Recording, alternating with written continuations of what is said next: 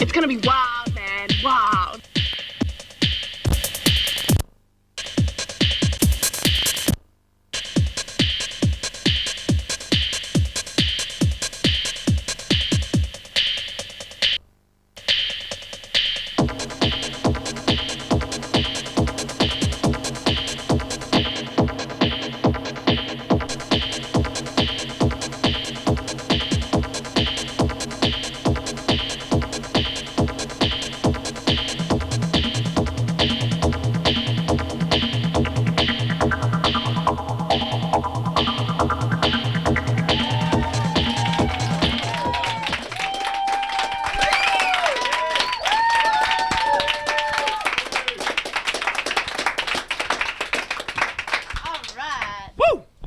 Huge. Very big. Welcome to CTV1's Black Friday. Are we sharing a microphone? We are. Oh, right. Okay, yeah, CTV1, WCYR, this is the show. It's a you show. See it on Friday Been on nights. for a while. No, we've been rehearsing. Yeah, for our up-and-coming play production. Absolutely, Playboy production. Where you're the centerfold, are you? Or? Naturally. Who else? Oh, well, that's what I was thinking, yeah. Exactly. So what have we got on the show tonight? So much. Let me just check our little sheet. Oh, look, here we go. Oh, yes. Oh, no, this is your, that's your CV, is it? Yeah, well, you were asking for everyone's What does it say? demographic. I am an international superstar. I work on Triple M. Oh, you don't want me to read that out? No, I think that was sort of private stuff. Oh, okay. All right. Well, do you want to talk about what we got on the show then instead? Yes, I do. Well, I reckon we should tell the viewers that everybody that's watching us now is very lucky because they're going to be in there and have a bit of a history on who we are and what we've been doing for all these years.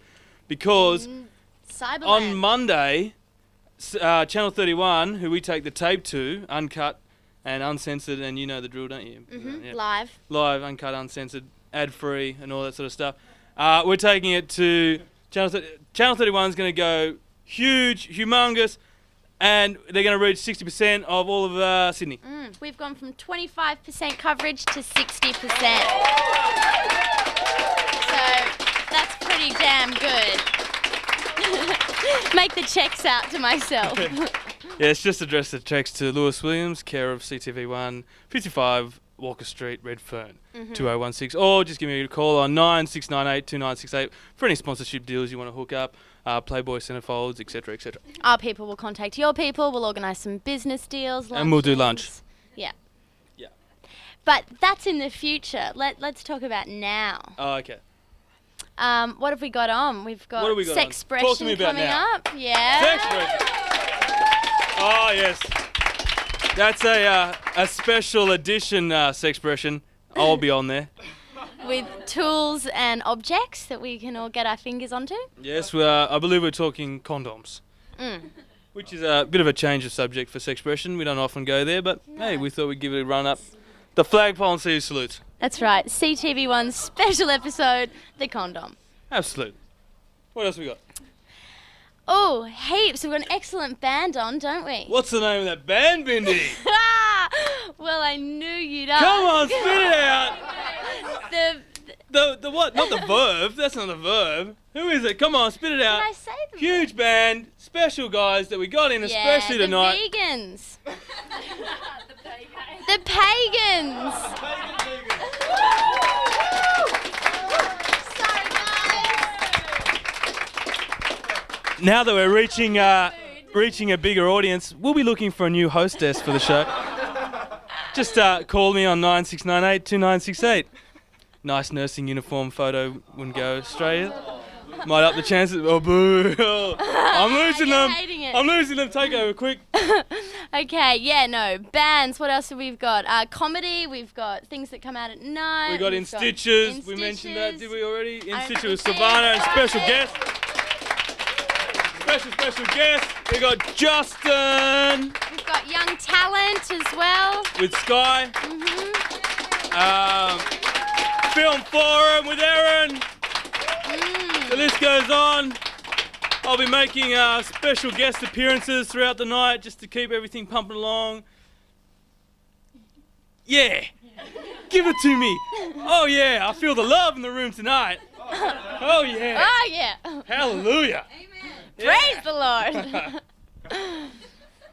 So, Very responsive audience. yeah. Did we mention Film Forum? There's been a few I did, films. but everyone was clapping. We got Byte IT. That's what I was trying to think of. Justin's segment on technology, mate. You know, the latest Yeah, shit. mate. Yeah. Mm. And Justin will be talking about that with Byte IT. Who's that yawning? Someone's yawning in the control. What the hell's going on It was here? a cow noise. Like a mmm. That's like a real stab in the back. Someone just like, you know, you could always do like that, but Like no, you gotta go. cover your "Ugh." What's that? discreetly? Oh, exactly. You know what I'm saying? Am I wrong here? No, I think a yawn, a burp, you know, a fart, they all need to sort of be kept Exactly. I mean, a bit quiet. Lawrence here, our floor manager here, he's in control of any sort of bodily functions that go on. And as far as I know, correct me if I'm wrong, Lawrence, the only one that you permit is laughing and clapping. Am I right? That's right. He's very good on the clap. Is he?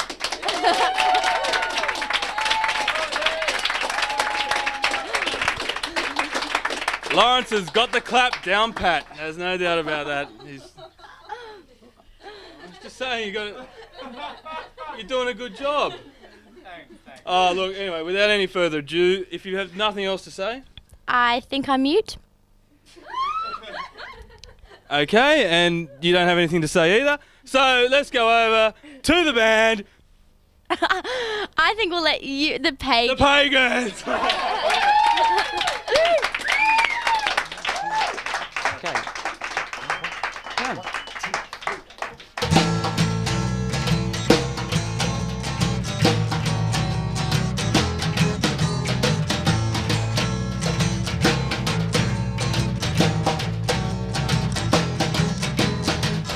One wandering, hungry love cat lay at my feet, small and alone. She said, "Oh, well, it's a mousetrap." Without a choice, she dreams of her last home.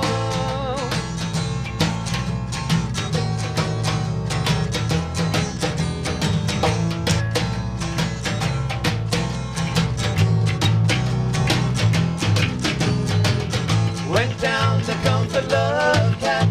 The nervous laugh had turned her cold. Don't comfort this love cat. Don't give me anything which you can hold. You are your master's there. You are the master's there. I've been running to faraway places, and I slept inside the cracks of Rome. And I walked through life's unnecessary changes. What oats are sown like trees that grow. This wandering hungry love cat grew fat with shame, she gnawed on my bone. Hey man, why don't you like that? Just think without no legs, you're safe inside your home.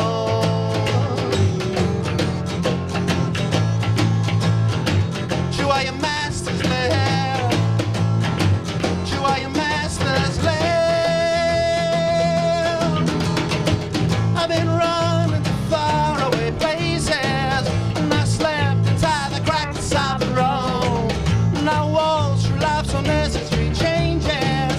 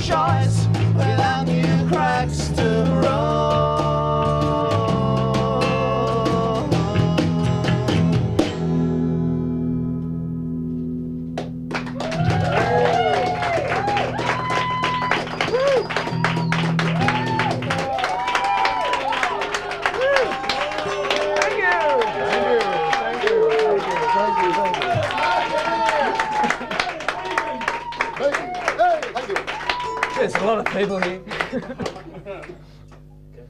There you go. We're going on. Sorry about that. Okay. False start. Sorry, people. 1, 2, 3, 4. Hey, I'm gonna miss you in the morning. I'm gonna miss you through the day. Is there a different thing about you? Is there a hidden shade? Miss you with colored tissue. I'll tell it, kiss you. Transistor vibe. I'm gonna miss you with colored tissue. I'll tell it, kiss you. Roller coaster ride. Hey, my brain is ringing with your number. My brain is singing out your name. While you babies come my thunder. Put your hands on brain, miss you with colored tissue. I'll tell it, kiss you. Transition vibe. I'm gonna miss you with colored tissue. I'll tell it, kiss you. Roller coaster ride. In the morning, in the evening, in the morning.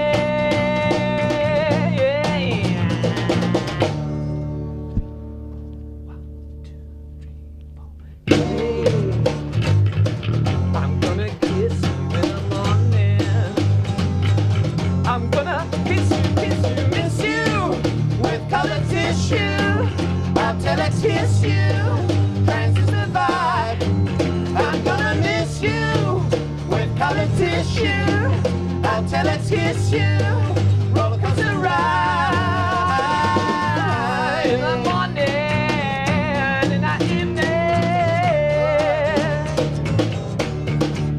In the morning, yeah, yeah. In the morning, in the evening.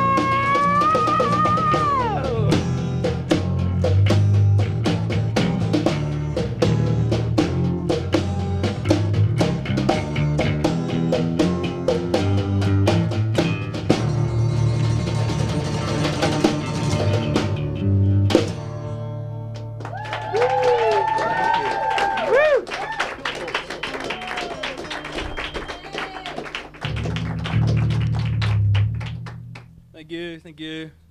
Okay, settle down. All right, I'm back. Yes, that was the Pagans, and they did a good job.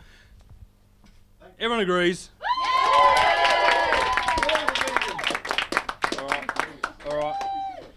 Okay, this is meant to be a little segment where I tell you how good we are, and the fact that we've got 65% viewership opening up all over Sydney, and that we're going to increase the picture quality of our show to all of Sydney.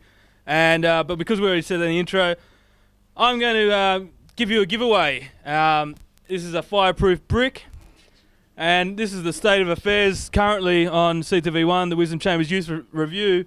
This is a Fireproof Brick, and not just any old brick.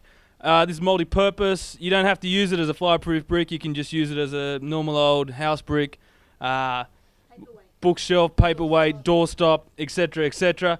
And that's yours, and all you have to do is tell me my last name. Tricky. But you could look up on the internet page, which is... what's going on around here? People waving at me. Oh, the fans. The internet page is... I don't really know. That was just a stall because I've forgotten what it is. WCYR. Type it into Alta Vista. It's about third one down and you'll find it. Anyway, so just ring up 96982968, and this brick can be yours if you can tell me my last name. It's tricky. And now I think I might go to Sexpression. Thank you.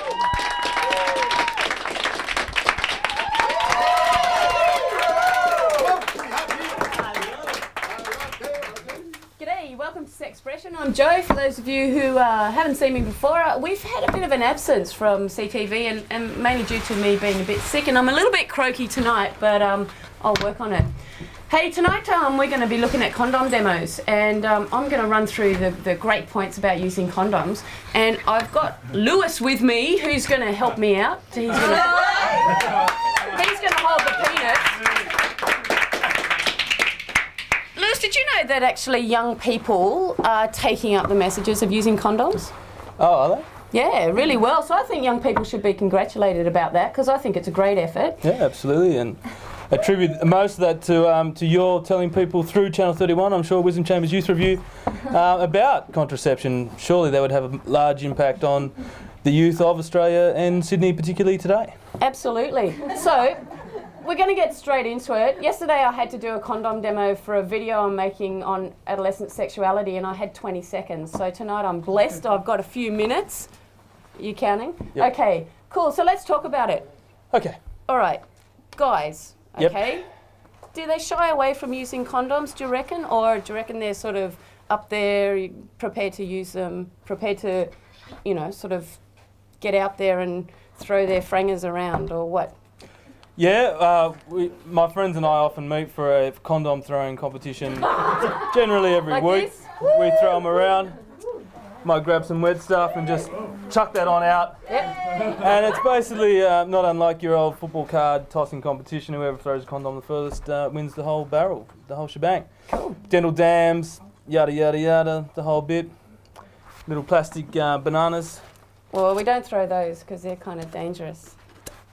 You be careful with that. It's a lethal weapon. Usually comes out so easy. When it's Okay, nice. tell me, what's the first thing you need to think about in terms of using condoms? The very first thing. Well, you got to think like you got to open it, right? No, go before that. Oh, before it, you got to think the expiry date. Okay, before that. You're onto it. You got to think, I'll help is you it out a if guy or a girl at the local chemist? Before that? Not quite. Okay, you've got two people. Okay, let's say for argument's sake it's two people, right? First thing you need is consent. Right, Okay? right.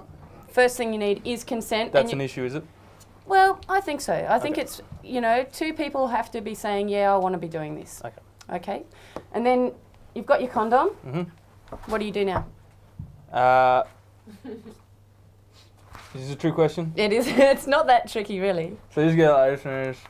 Okay, before you do that, which you don't do that at all, actually. You don't? You're Why not? onto it. Check the expiry date, okay? Oh. If it is out of date, don't use it. Yep. And also, just a reminder, where you store condoms, they have to be at room temperature. So if they're in your wallet and you're going out and you think you might be, you know, doing whatever afterwards, make sure you put a couple of new condoms in your wallet. But it is cool to put them in your wallet if you want. Just don't use them if they've been in there for months. So you better get rid of yours. Change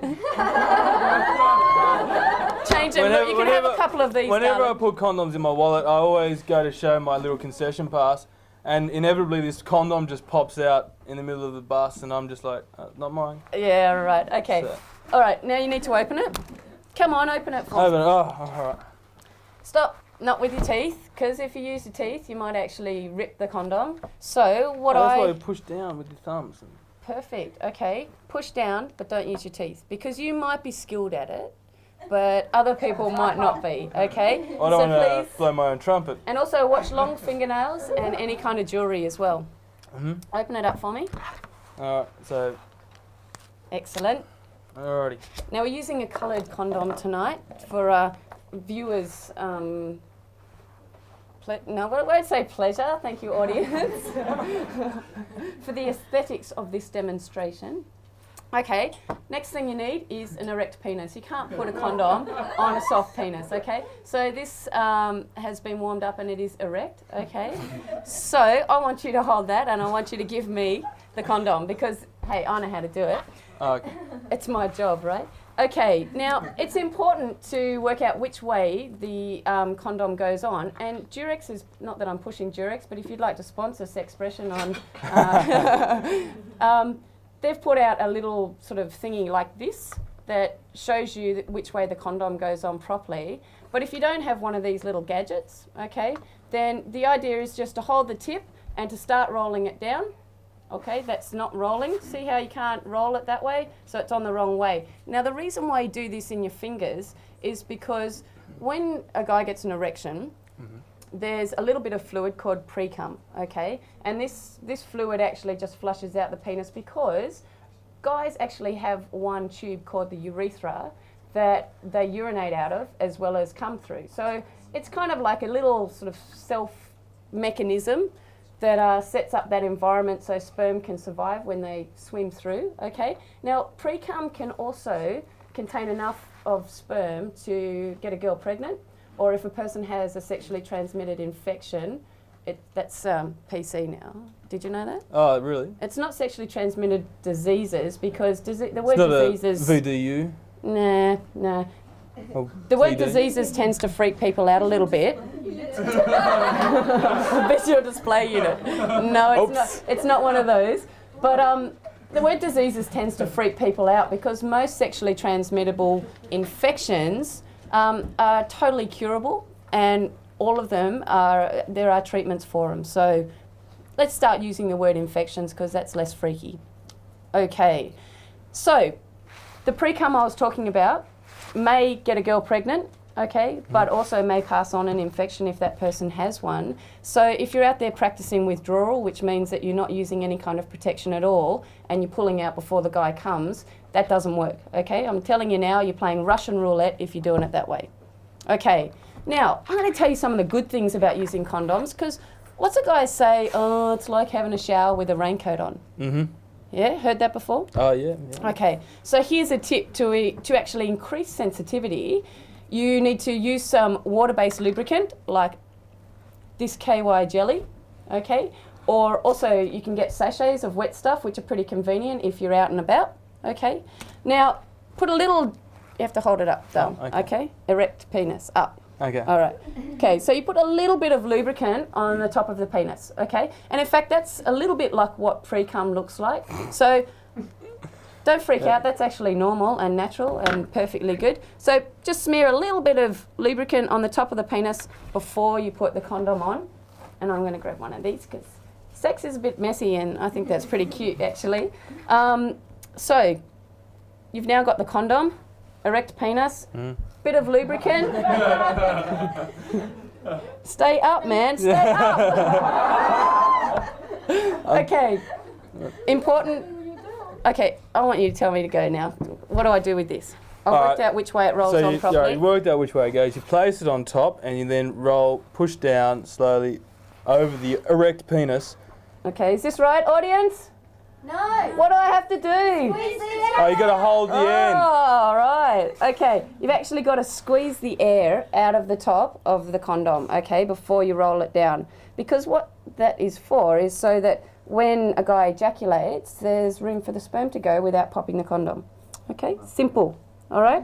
Now, whilst most condoms are actually already lubricated, it's really important to use a little bit more wet stuff or water-based lubricant, whatever. Using oil-based lubricant like Vaseline, baby oil, that kind of stuff will actually eat away at the condom and it's got more chance of breaking. Because condoms are really effective when they're used properly. And most of the times when they do break or something goes wrong with them, it's because the people who are using them aren't using them correctly.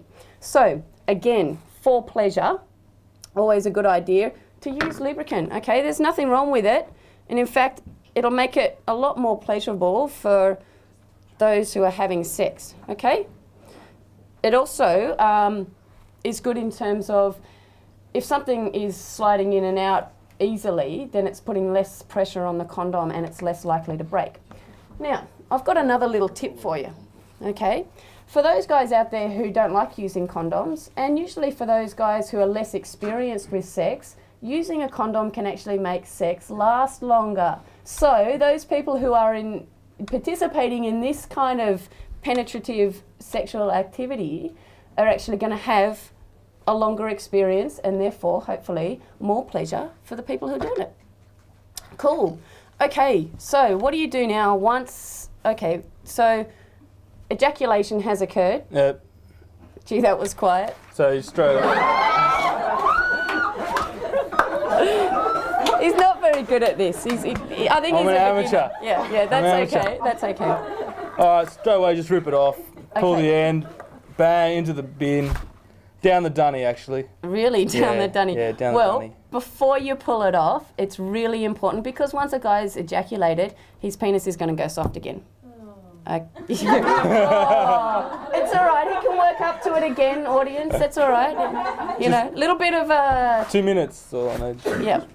Yep. Okay. Back to maximum performance. So it's important before the guy actually pulls out, whether it be whatever hole, vagina, anus, whatever. Because condoms, they should be used for anal sex as well.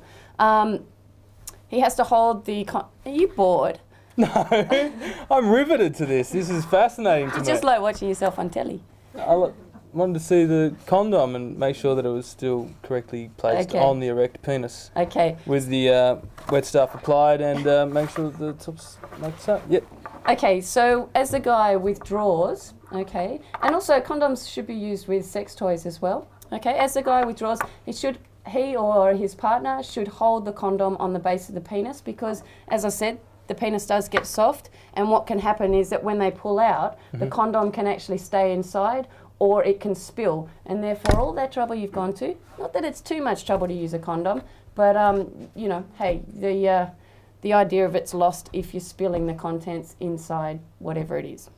Okay, so as you said, pull it off, okay, tie it up so the contents are sort of, do you want to try and pull that off? It's a bit difficult with this because my penises don't go soft.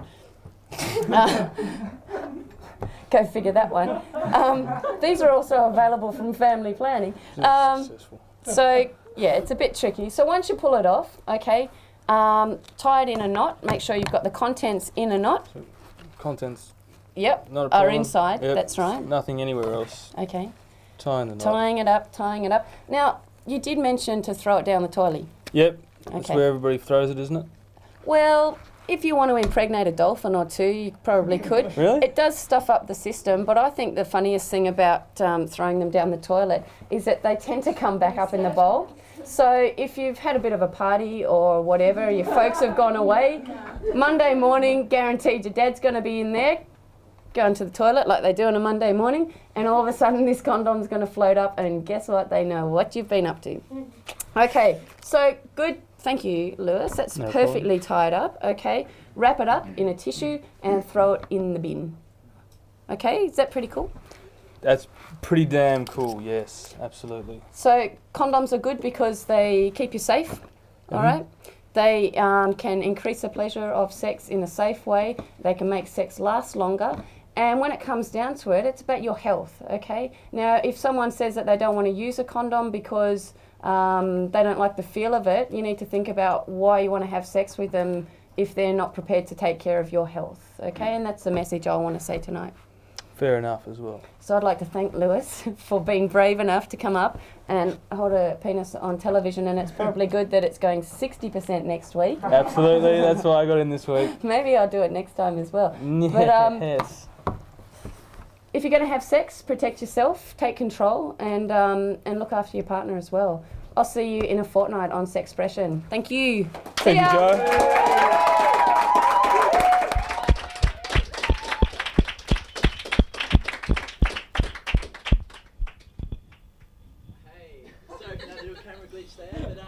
Thank you, Jo and Lewis, for an excellent Sexpression as always, perhaps slightly more entertaining than normal as well. My name's Jay, you might remember me from Things That Come Out at Night. We're not up to that point in the show yet, but we will be there later. I'm here to give you contact details, because I know you're all out there in TV land desperately wanting to contact us, desperately wanting to get through, to come in and join part of our amazing live audience. You can feel the vibe in here tonight!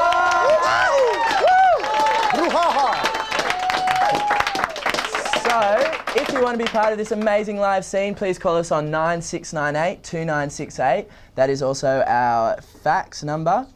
Or if you're into the whole technology, modern day society, rah thing, you can email us on wcyr@hotmail.com or World Wide Web, www.aussiemail.com.au/WCYR.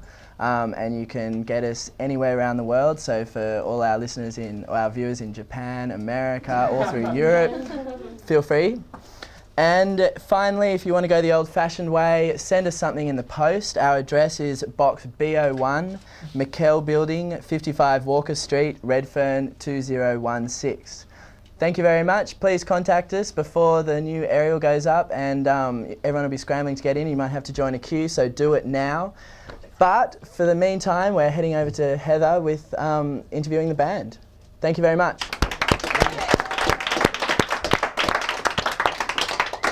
Thanks, Jay. And I'd just like to say thanks to Andrea and Paula, who've been our wonderful people that have done our makeup this evening. Can I have a big round of applause for them? Now, that's just one of the things you can get here at CTV1. Okay, now the Pagans. First of all, what have you got in the bucket over there in the corner? That's what I want to know. There's a little red bucket they've got there. Do you want to just hold it up? Fruit of the Republic? No? We've got some screws? Screws, yeah. Pretty loose anyway. Yeah, lots of loose ones. Plenty of screws loose here. All right, now the second thing I want to ask you is, what have you done with your drummer? You've banished him to the back corner. Why does this happen so often? The drummer's conveniently gone and hidden. You think he has? Yeah, where's he gone? He's lurking somewhere. I'm sure he's lurking somewhere. I don't think he's in there. There's no nuts in here, though. Oh. No, they're sitting on the couch. Now, Jim, I think you're going to have to take control of Michael. That's good. Okay. No, put it away, Jim. I only have to do this, and that sort of starts to get him going. Yeah. So, how long did it take you to do your hair like that? I didn't do it. You didn't do it? No. Who did it? My hairdresser. Your hairdresser did it? Yeah. Oh. Rumours of Randwick. Rumours of Randwick, yeah. Kerry. Okay. Thanks. Now, how long's the Pagans been going now? For about 2 years, I think now, since the original, since we got together, since we recorded the first batch of material, and we're now still going. So. You're still going? Yeah. So what sort of influences do you have? Oh, all over. The history of rock and roll, basically. All over? All over, yeah. From England. A few of my influences are yet to be born, so it's a bit of time warping going on as well. So you're planning to sort of be writing songs when you're 60, sort of thing, yeah? I think it's unavoidable. Now, who writes the lyrics and the songs? Oh, we all do. We're sort of we just get together and one of us will have a line and we'll go, oh, if we all like it, we'll develop it. And, unlike other bands, we are actually trying to be a band and work together on things. What, you're going to communicate? Yeah, we communicate and we actually get together, rehearse, and it just happens. It's why we're doing it, because it is easy. All right. So how are you actually going to keep this thing happening? Like, what are you going to do to keep the Pagans rolling on? Well, the Pagans other are than just coming on about to CTV1? embark on some live shows soon around the inner city. We'll be hitting places like the Excelsior, Iron Duke.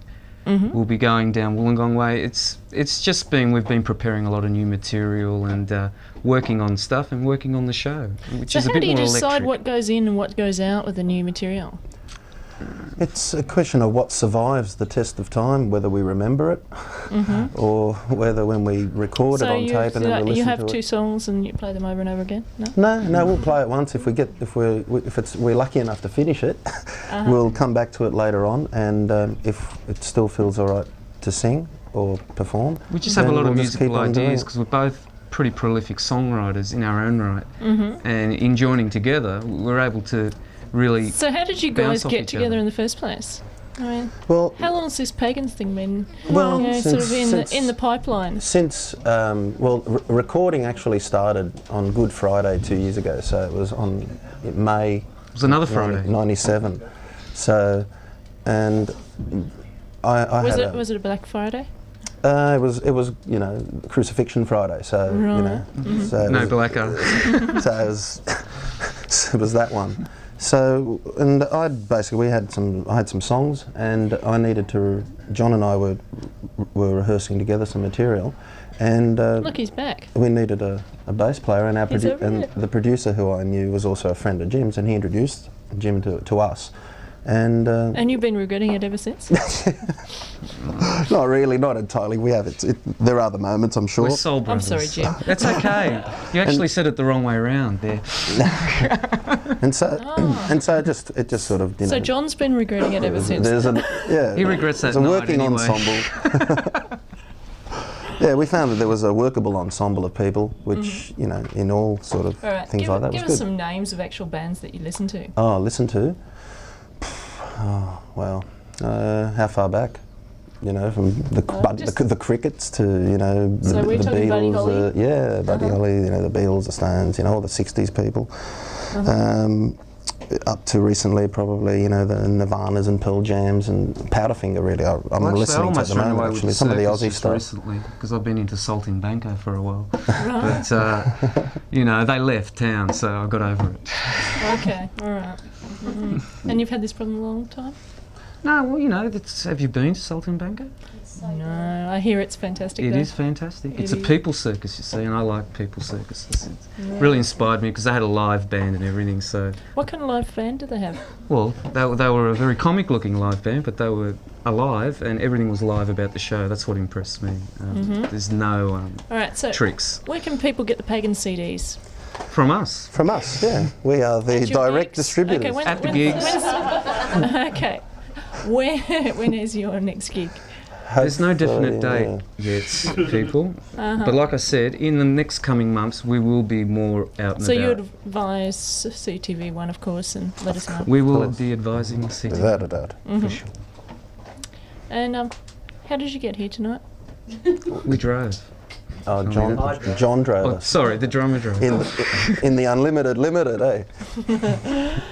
See, the drummer does everything. He's the silent one. I think there's more to the Pagans than we realise. This interview, that's for sure. Oh. Have you enjoyed it? Sorry? Have you enjoyed it? Have you enjoyed coming in? Yeah, this has been our first time ever on Freebox. So, Can I ask you just one last question? Sure. Do you both have a condom in your wallet? No, I don't, but I'm in a monogamous relationship, so I don't use one. Oh, they're everywhere. You can get them anywhere you want these days, so 7-Elevens. But we carry the fruit of the Republic. I think we'll have you talk to our Sexpression people a little later on. Yeah. Thanks very much for coming in, Thank the you, Pagans. Heather. Thank you. Thank you, CTV. Email.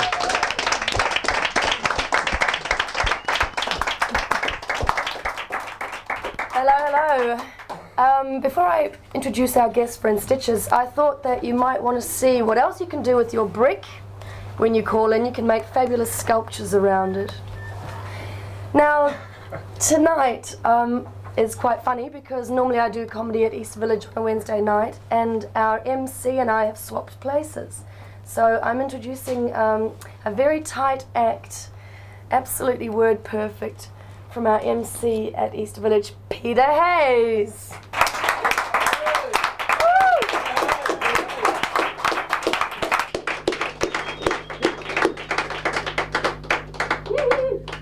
Oh, sorry. I'm confused because usually I'm a host, and Silvana usually introduces me. And the only time we've worked together like this was actually on public radio. Am I talking too fast for television? No, but anyhow, sometimes I just have to calm down. Can I do an impression? Sandman. No, we'll go back to something else. I was on public radio with Silvana, and this is actually an act of revenge here on August the 13th, a Friday, because we did this radio thing with 2SER, a very big radio station with a very similar audience to this television station. And she told this very funny story the week before at the East Village, corner of Liverpool and Palmer Street. Can we do plugs here? Can I mention the East Village Hotel Wednesday nights, corner of Liverpool and Palmer Streets? I can't mention the East Village.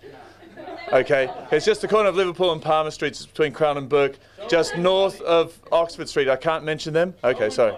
Anyhow, and she'd done this very funny thing about a mother squeezing fruit. And I said, well, we could go on radio and you could do that thing about the mother and the squeezing fruit. It was really funny. And so we got on, and John Shapiro, who's on... and John Shapiro said, do you want to... and anyhow, is there only one camera? No, there's no... and anyhow, sorry, I've worked a lot on television. Actually, you may recognise me from such commercials as... I try and forget them. But that's another thing. The people out there laughing? Wait a minute, I thought the air had stopped in here for a moment. But anyhow, so Silvana's on radio, and this is all an act of revenge, sad, sick act of revenge. And it's only because I said goodbye to my family at the airport this morning. August the 13th, the Friday, they decided to fly out to Hobart, so it's an unlucky day for them. And but there hasn't been any air crashes, have there, today? Just tornadoes. Oh, no, that was Salt Lake City. That's not Hobart. Salt Lake City and Hobart, I don't know. But anyhow, so Silvana's gone on radio and we'd primed and this John Shapiro guy and said, oh, Silvana's very funny. She does this thing about her mother squeezing fruit. And so we sort of got the conversation around to squeezing fruit and mothers. And we said, so Silvana, what do you think? And she went, and on radio it was even better. And so imagine that. Shut your eyes if you're at home watching this and trying to imagine what it's like on radio. So Silvana, what do you think of squeezing fruit with your mother? And then afterwards she said, I just didn't think I could talk about that anymore. And she's never mentioned it again. So that's why I'm bringing it up, because obviously Silvana has a deep problem with squeezing fruit with her mother. And anyhow, so I didn't come on to talk about that at all. Because it's Black Friday and I don't think it's a very funny day and I'm worried about my family in Hobart and everything like that. And if they're watching, they couldn't be watching, could they? So anyhow, I'd like to do a personal ad. I'm a lonely guy, and it's like David Oldfield during the last election. Did you notice that when he was doing this whole sort of One Nation thing? It's not a political party, it's just him carrying on that anonymous sex thing he does. You know, he's sort of, have you ever seen anyone present more like one of those, hi, I'm a handsome, lonely guy, I'm very well groomed, and I'd like to talk, not me, no, I'm not well groomed. And in fact, does it show that I'm not wearing makeup? I don't know. But I think makeup's fine for some men, but anyhow, sorry, enough of that, because John Howard wears makeup, and he's like David Oldfield because he's a politician, and it's funny because I just like to make a political announcement here that he's trying to get everyone to agree with him that we shouldn't have a republic because things are really nice like they are because the politicians are running the country so well and the system's not broke, so why would you fix it? But how does that make sense? Because John Howard's the Prime Minister and he's saying the system's all right. And is anyone else troubled by that? That John Howard is the Prime Minister and he says the system works? And have you noticed that he's changing the wording of that thing that he's thinking about? That he's does anyone else get inarticulate under pressure when they're thinking about politics? But I mean, no, I mean, as you notice, he's changing the wording all the time until eventually it's going to be, do you want that bastard Malcolm Turnbull to elect the president? And I mean, and then people go, no, fuck off. But are we allowed to say fuck off here? Oh, fuck off, sorry. Anyhow, those of you at home who heard that was just, I was coughing. Fuck off. Sorry, so I'd like to apologise for that. And so I've talked about David Oldfield now. Can we mention gerbils? Because can we do an American voice here? Can we do an American sort of television newsreader voice here? Because there was this funny thing happened the other week. I only heard this. This is like, I've told you one radio story. Are you winding me up yet? No. Can you do that? Anyhow, is there a hook? No, anyhow. So did nobody hear about this story about the two guys? One of them's middle name's Kinky. You heard this? Yeah. And okay, so we won't tell that. No, and it was really weird. Is anyone offended by the phrase "a small pocket of intestinal gas ignited"? No, that's all right, is it? Okay, if you're all right with that, the whole story will be okay. Because Kinky and his friend had a pet gerbil and a cardboard tube, and I'm just following up on the safe sex thing really here, because this was not safe sex. This was. Well, it was sort of safe sex because nobody was going to get any sexually transmitted infections or they weren't going to get pregnant, but the gerbil was at great risk in this because the gerbils are trained to tunnel and apparently I don't, but I've been told, and oh wait, that looks like a tunnel. Luckily I'm not a gerbil or I'd be right up there. So there's people here who've had terrible experiences with gerbil. So have we got anybody who can help these people? Is there a nurse in the room? Is there anyone? Well, Lewis is interested in nurses' uniforms. So I was asking for him. But anyhow, I wish I was that woman before who said, my penises always stay hard. Did anyone else think that was a great moment in television? My penises always, that was the biggest boast I've ever heard from anybody. How many penises can a woman have? But I worry about that. So here I was listening to this radio story about a news announcer in America who talked like this and was very serious. You know how those guys sound very serious. And he was talking about the story about so-and-so, middle name Kinky, and cardboard tube was inserted up the anus of the other man. And anyhow, so it goes along, and the gerbil's up there, but the gerbil got lost. I don't know how, but it's a one-way tunnel. The gerbil got lost. And so Kinky decided he'd light a match to show the gerbil the way out. And it was at this stage that the pocket of intestinal gas ignited. And that sort of scared the gerbil and also lit it up. So you've got a lit gerbil up the cardboard tube. And so the gerbil sort of turned around in a hurry, thought, I'm getting out of here. And as he turned around, that meant that another small pocket of intestinal gas, which was behind the gerbil, that also ignited. And this time, anyone understand how guns work? Yeah, you do? Anyone got a gun? No, okay, I'll keep going then. And so the gerbil, as for Kinky, is sort of lighting the end of the tunnel. The gerbil comes hurtling down, hits Kinky in the face, and so Kinky gets a burnt face because he's got burnt gerbil, flaming gerbil all over his face. The other guy's got a cardboard tube that's singed and intestinal gas that's sort of exploding inside him. And so that's all I'd say is don't try that at home. Or you can really, it's your life. So try it at home, but if you try it at home, have a lot of salve or something, or a cold bath nearby, or somebody, a vet that knows how to treat gerbils that are shocked and traumatized. So that gets me right back to John Howard, because he's sort of like a gerbil in a cardboard tube with a light at the end of the tunnel. And that's what I'd like to leave you with as we go on August 13th, hurtling towards the millennium and the end of the world's about to come. And can you give me the wind-up soon? Okay, oh, thank you. Can we cut to the wind-up? Can you do that? No, okay. Oh, cut to Bindi, sorry. Wow. Oh, no, don't. No, don't. Yeah, I think I finished.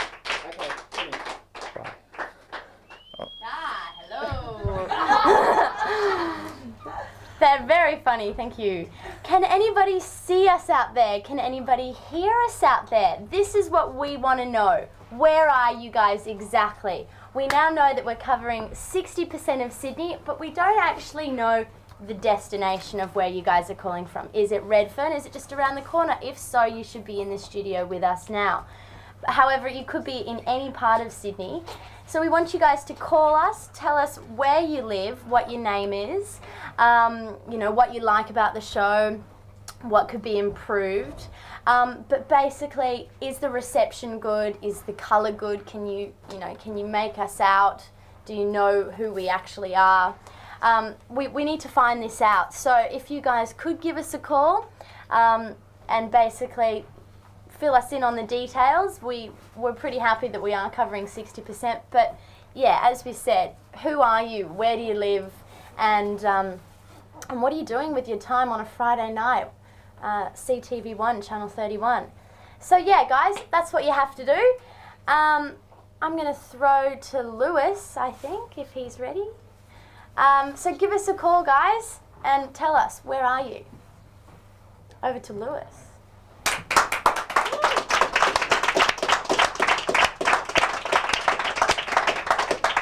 Thank you, and welcome to tonight's edition of Holiday from Hell. Our guest for tonight's sitting is none other than our very own In Stitches presenter, Silvana. Hello.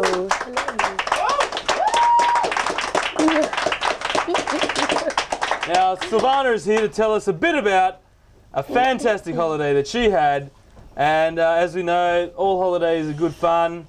Silvana. Unless you go with your family. Right.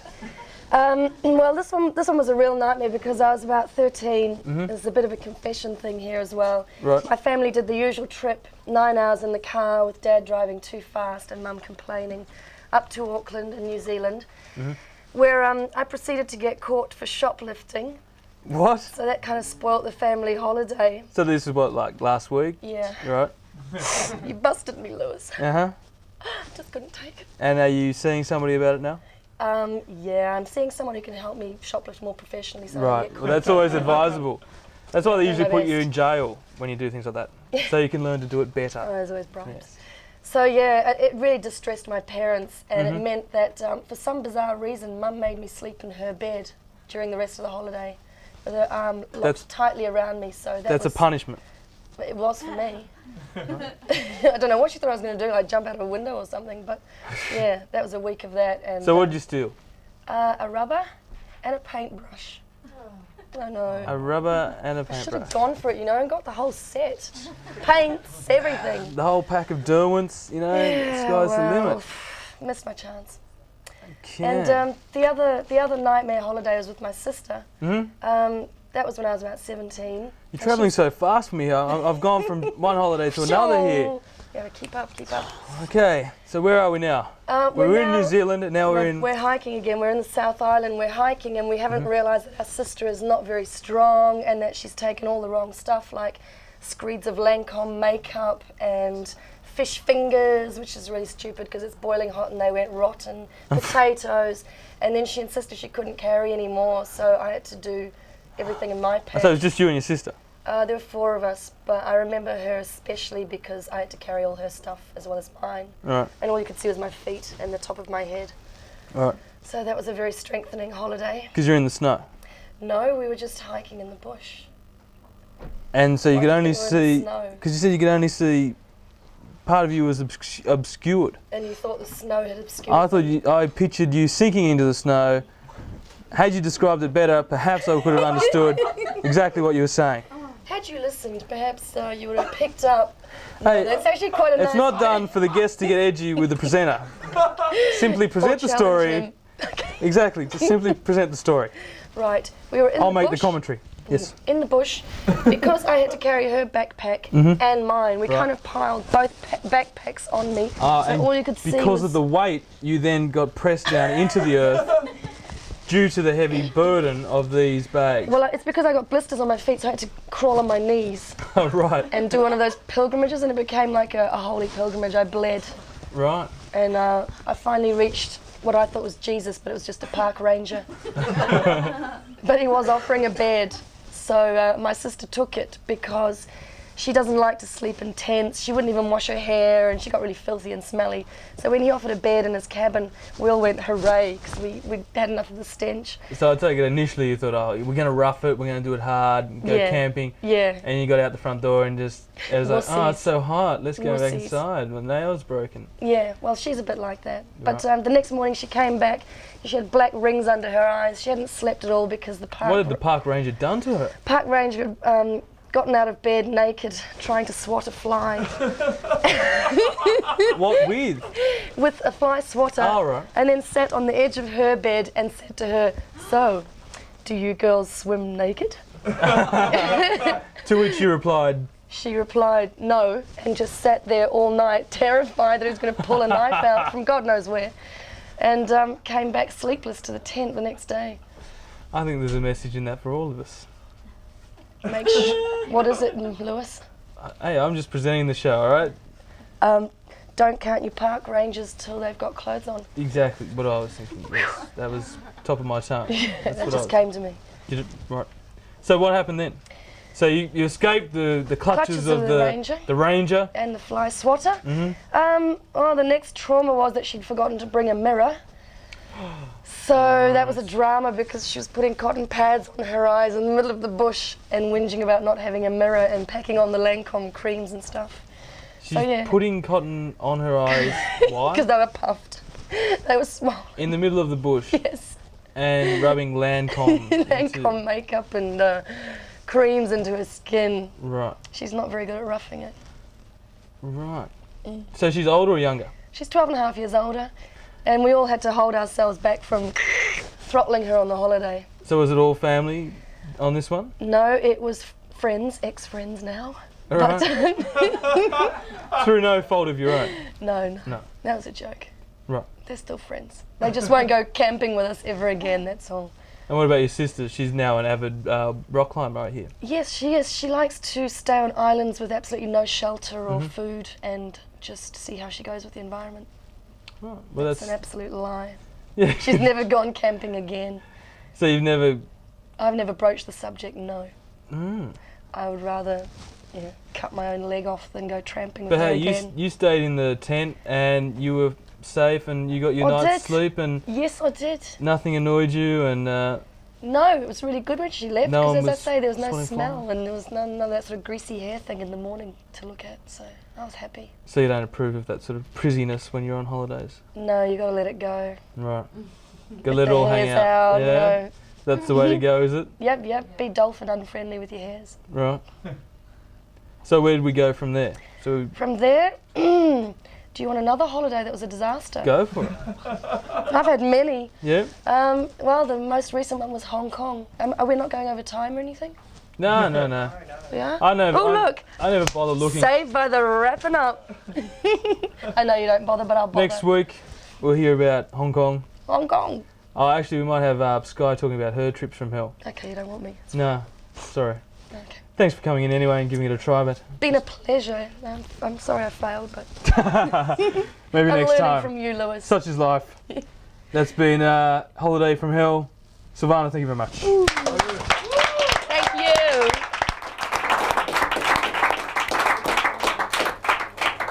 Silvana's actually going to run across here any minute and help me out with my What's On segment because I've got a very quiet What's On segment. She's going to run. Here she comes. She's running.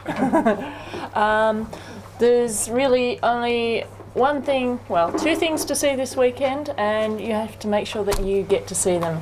And that's Sounds of Seduction, the Phantom Surfers playing live. She's rude, Silvana. Popping balloons and my speech. I'm just trying to get some effects here. Yes. Well, wait for another pop. I'm a bit worried about this balloon popping. Okay, go and see the Phantom Surfers at the Lansdowne Saturday night. That's tomorrow night. And they're playing live there, and get your go-go dancing. Can you go-go dance? Yeah, it sounds really fun. Summertime, I can go like no one can go.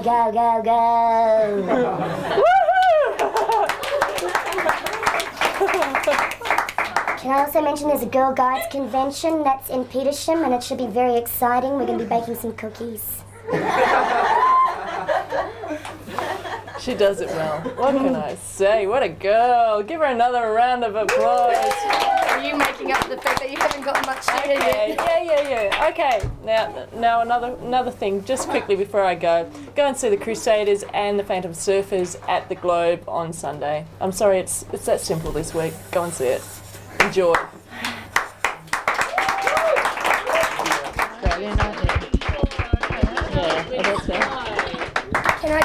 Can I just add that you can attend some fruit squeezing with my mother? That will be at her home this weekend as well.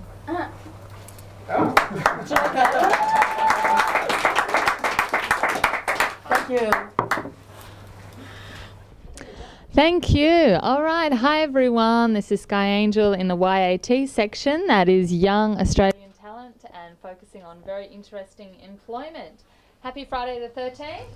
And I'd like you to give a round of applause to my beautiful guest, who is very young, very Australian, very talented fashion designer, Miss Christina Vansos.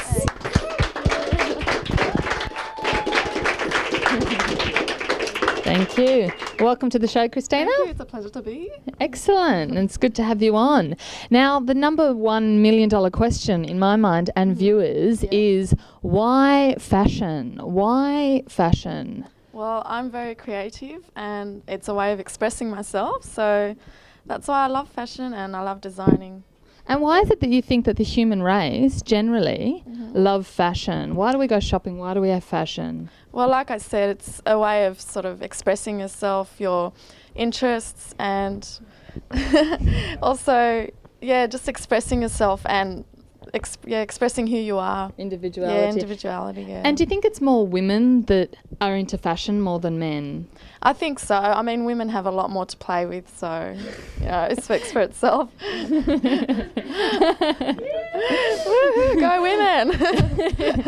And so just speaking about yourself, your passion for fashion, your hunger for, creativity. What path have you gone on to develop yourself? Okay, well, I did a TAFE course. It was a 1-year course, and that was Where a was basic. that was at Randwick TAFE. Randwick TAFE, yeah. And then I did. I tried out for East Sydney Tech, and I tried out for UTS Technology University, and I got into the 4-year full-time course there to get a degree in fashion and textile design. So that's where I'm at currently. And did you need any prerequisites to get into the TAFE course in the beginning? The TAFE course, not really.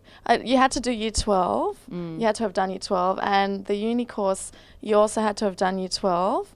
You had to have gotten at least over 60% as a TER, and you had to have a portfolio and go to an interview. And it's been 4 years full-time, isn't it? It's 4 full-time, yeah. Excellent. And so now you've got all these designs and your own clothes, and you're going to, what are your plans? Open up a studio? I want to get into styling, fashion styling, and I also want to create my own label and have my own store, my own shop, my own label, yeah. And you've had a bit of experience with fashion styling for parades and shows, haven't you? Yes, and for photography shoots. Yeah, it's been fun and exciting. So Excellent. Yeah. And do you think that generally fashion, like designing, is that a section of employment where it's more self-employed, or do you think that there's jobs out there for Australian people to be employed by companies? I mean, fashion wasn't as growing, like the market wasn't growing as well as it is now in the past 5 to 10 years, and things like the fashion parades that they have and Fashion Week that they have. Australian Fashion Week. Do you think that that's helped the market grow a lot? in Australia? Also, yeah, in Australia especially. And a lot of like designers like Colette Dinigan have made it big in Paris and stuff, so they've sort of helped the market as well, yeah. And has there been a lot of success for young Australian designers? There have been. A lot of designers, like I said, Colette Dinigan, she's made it to Paris, so she's making heaps of money now. Okay. And how old is she? She's about early 30s. Early 30s, so it takes a few years to really... Oh, yeah, to establish yourself, yeah. So how old are you, Christina? I'm 26. 26. Yeah. Wow, very young. Oh, yeah, well. Excellent. And do you think, I mean, ultimately you're a fashion designer because it's your passion, but do you think that there's money to be made in the industry? Well, I hope so. Otherwise I'm wasting my time, aren't I? Do you think so? No, I'm not really wasting my time. I mean, I love it anyway, so even if there's no money in it.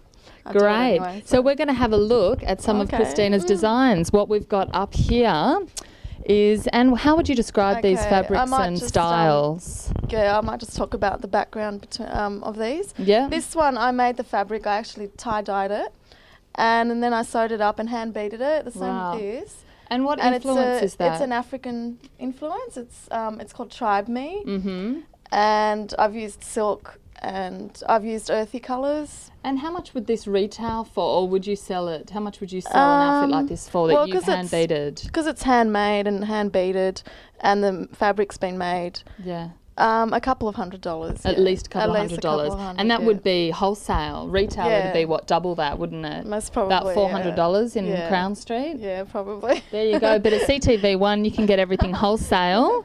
Only $200. What about for unemployed people? Do you do concessions? Oh, yeah, I'll do a concession rate. Concessions for students and unemployed. We like it like that. What about this beautiful garment? Okay, that's got a 18th century history behind it, influence, and I've actually dyed the fabric. I've done a print and dyed it onto the corset bit. And sewed it up myself, and that's it. And how much would that wholesale for? Again, because it's like I've actually inserted the ribboning and stuff, that took a while, and I've designed the textile print and printed it on there.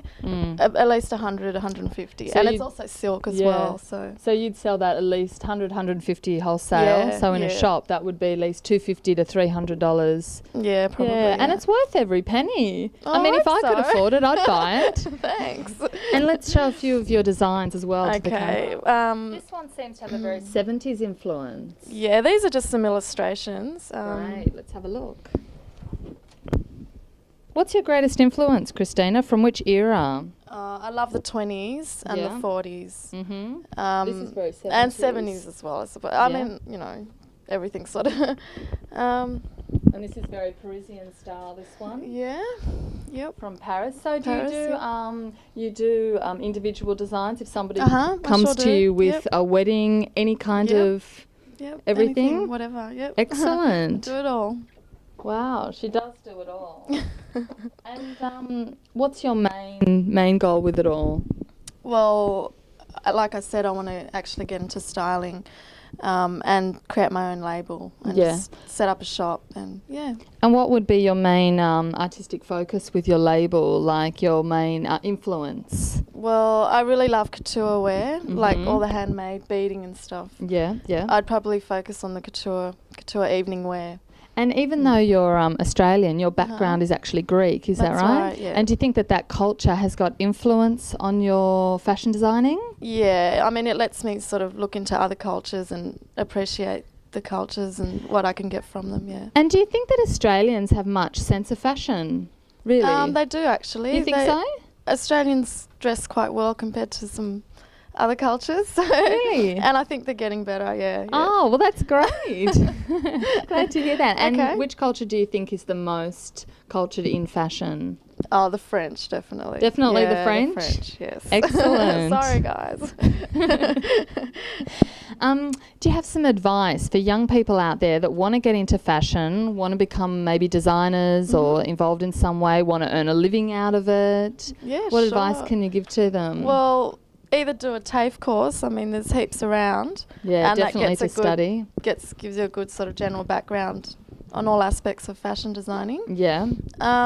Or just get a lot of work experience. Just even if it's for free, just go out there and work for designers, work for shops, work for labels. Yeah, that's what I would do. Yeah. Excellent. And so if people want to contact you, where can they contact Okay. you? Well, they can contact me at home on 9398 2289. Okay, that is again 93982289 for Christina Vansos Designs. And let's just show a few more of your favourite ones to the camera. Okay, well, this was an Egyptian influence, and these are just some outfits that I designed. You've got that. That's just a dress with an apron thing on it. And I've got some more dresses.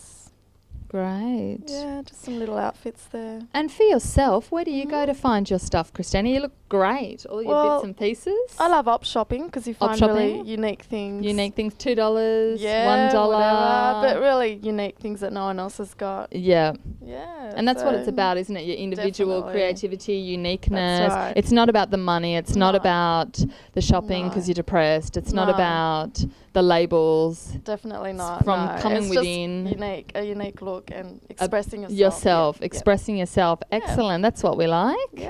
Well, thank you for coming on the okay. show. Thanks for It's having been me. great having you. Okay. And please give a round of applause to Christina, our fabulous young fashion designer. Oh, good on you, Christina. Good to see the youth getting out there, giving it a go, getting into the fashion industry. Just getting into everything, basically, and talking about getting into it. We're here, CTV1, get into it. Live, uncut, uncensored, without ads. You know the drill, you've seen the show before. But something you haven't seen before is Claire. Claire's a special guest. Claire, say hello. Look at that, they love you already. So Claire, now you've come into the show tonight, correct? Yes. For what purpose? Well, I think I'd like to get involved. Right, and what on I think earth I gave you that haven't- idea? Well, I'm starting to think that I should use my time tonight more wisely. Right. No, I'm enjoying it. So how old are you? I am, well, I think of myself as 22, but if you look on my birth certificate, there's a different age there. Oh, But I really? won't tell you what that is. Oh, really? Well, look, we're going to have to conduct an interview right here, right now. What previous experience have you had? In life or what sort In of TV and, you know, presenting, people skills, all that sort of stuff. Anything relevant you'd be interested in knowing? people skills? Well, I've travelled overseas. I've Right. had many life experiences, I guess, with meeting people, and I worked in customer service, but I've got out of that because I've Customer service, McDonald's? No. Right, what are we talking here? No, I'm on the phone, customer service with people who complain and. Oh, okay. So you don't actually see the people? No, Right, that's that doesn't worse count. because they think because you're not, they don't see you, then you're not a real person, so they can be even more nasty to you. But I've got out of that because I started to dislike people. Right, so- any one-on-one experience? What? In Talking customers? to No. people live, in the skin, in the flesh. Oh no, I try not to talk to people like that. No. Right. Well, it sounds like you're perfect for the show, and thank you, Claire, for coming on down to CTV1. Just exactly the sort of person that we want here. Someone that's used to copping a lot of abuse, and maybe you can learn to take it in person. I think that's an excellent resume, and welcome to CTV1 Wisdom Chambers Youth Review.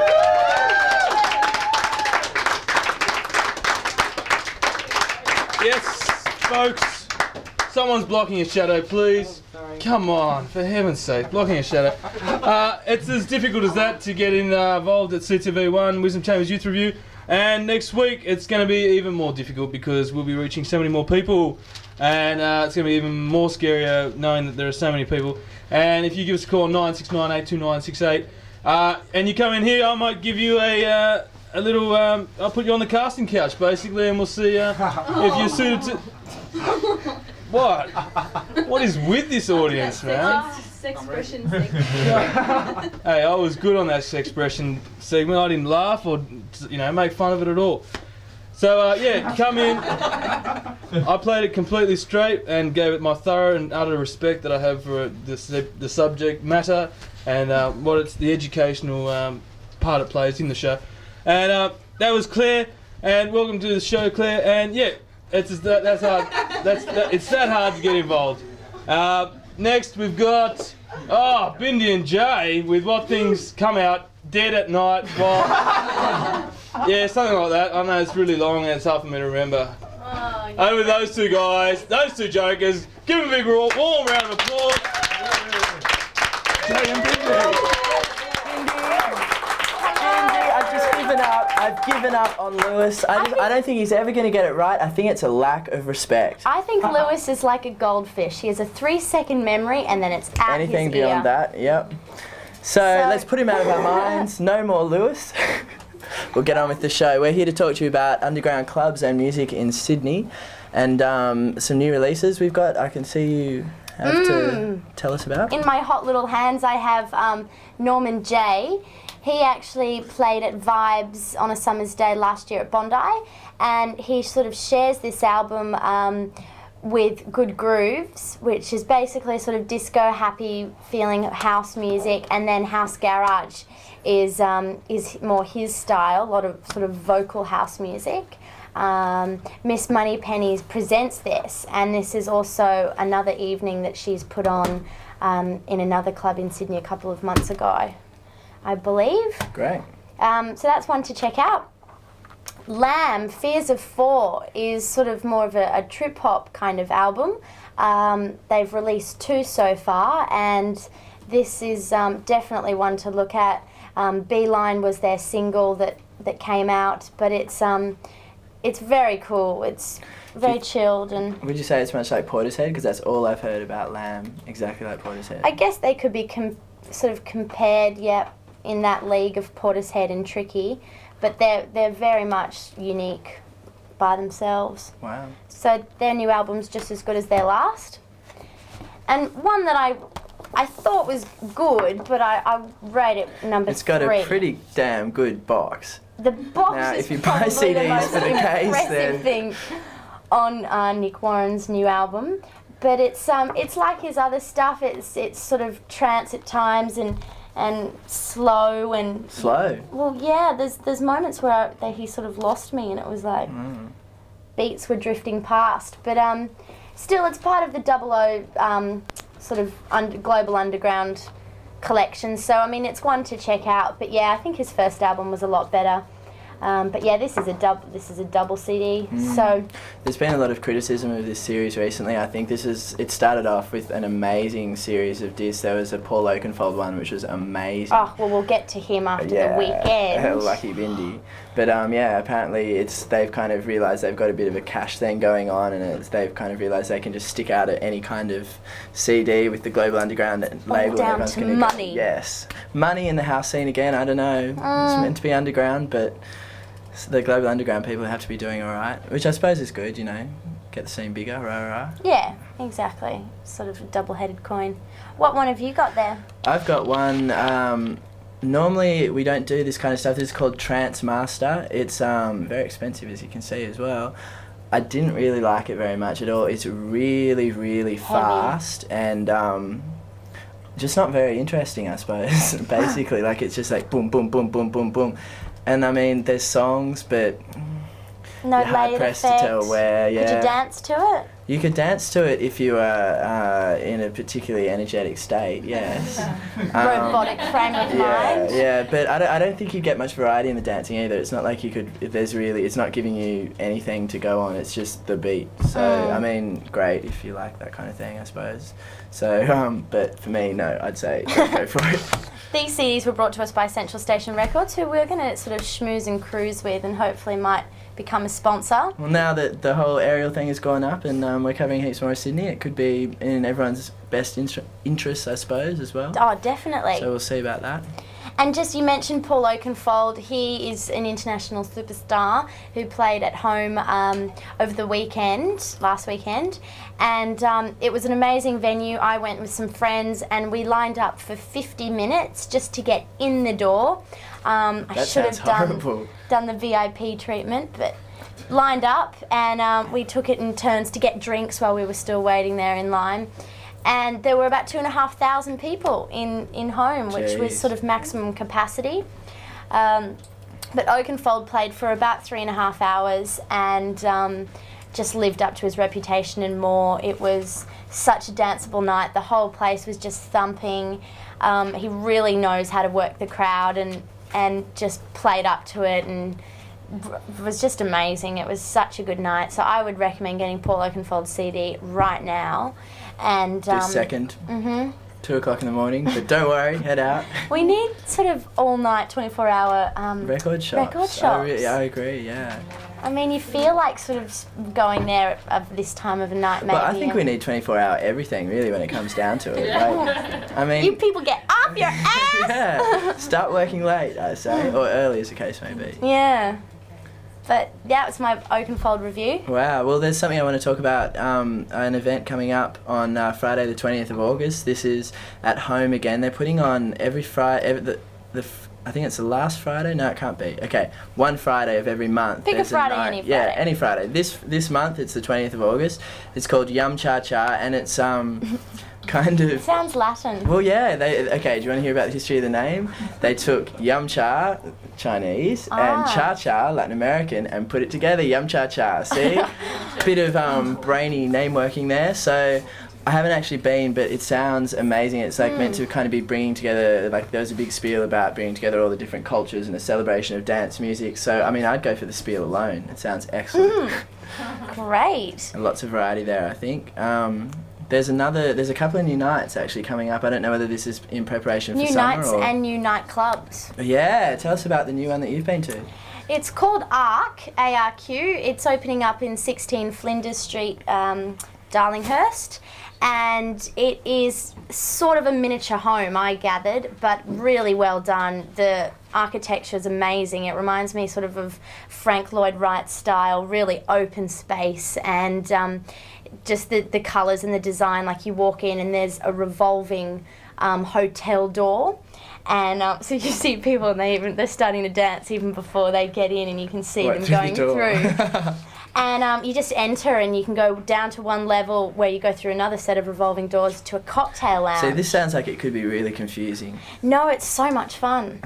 And then you walk into this huge sort of auditorium with like a big balcony and DJ box and 2 bars, and the setup is so cool. And you know, opening night was Wednesday night, and it was a huge crowd. You had everyone from trannies through to your parents and their aunties and uncles and stuff. So there were heaps of dudes there. Sounds interesting. Not that they would be the clientele of the night, I'm sure, but it looked promising. So ARQ.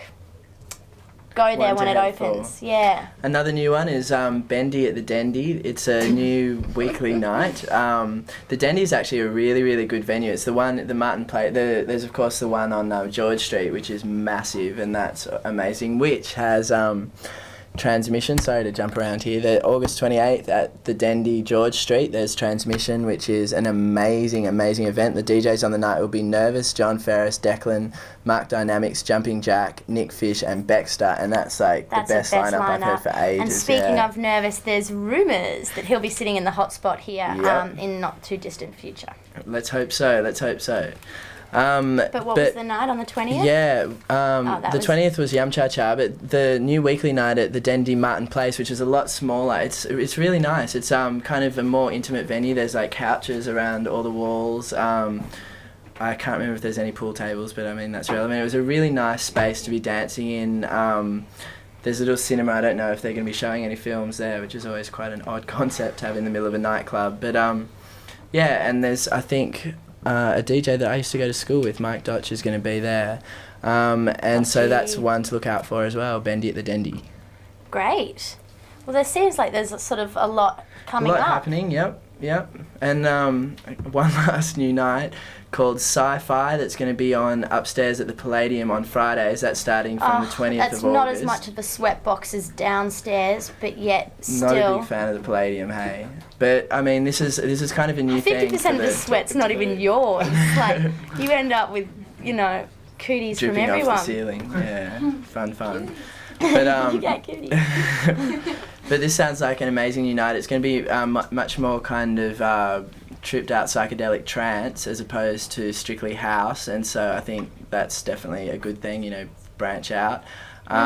So yeah, if you're getting a bit bored of the same old, head out to Sci-Fi upstairs at the Palladium from the 20th of August. I'm hoping that. I know Sublime has got Beat Fix on a Thursday night, which is the drum and bass gig, but I think more clubs really need to start looking at that. I think people are yearning for it a bit more. Well, I think they are, but I think it depends as well. Like the crowd really has to get behind it and support it. It's no use people putting on these things if everyone's like, oh well, yeah, I'm just going to go out on Friday night to Sublime like I always do all the time, every single weekend. And I mean, you get bored of it. And I think it's up to the kind of dance community as a whole to be searching out for new forms and new nights and new entertainment, and that will kind of, then the promoters realise, hey, that's what everyone wants. They don't want the same old package thing every weekend. Admittedly, it is very, very good, but yeah. But at the same time, yeah. bit of diversity. Come on. So thank you very much for listening. I hope you have an excellent weekend this weekend. And whatever you're doing. Yep. CD scouting or bopping to the beat. And Jay and I will be back next week with more for you. For your music info. Thank you.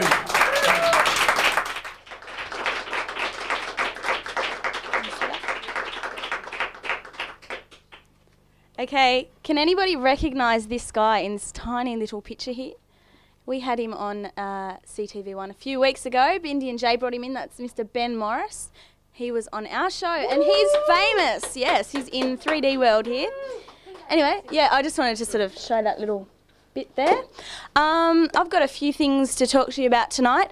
Last week or the week before that, I said that I was going up to Bathurst for a big party, big rave sort of party up there. Now you might be saying, oh, Bathurst, what's she going there for? And I thought that as well, but it turned out to be one of the best weekends that I've had in a very long time.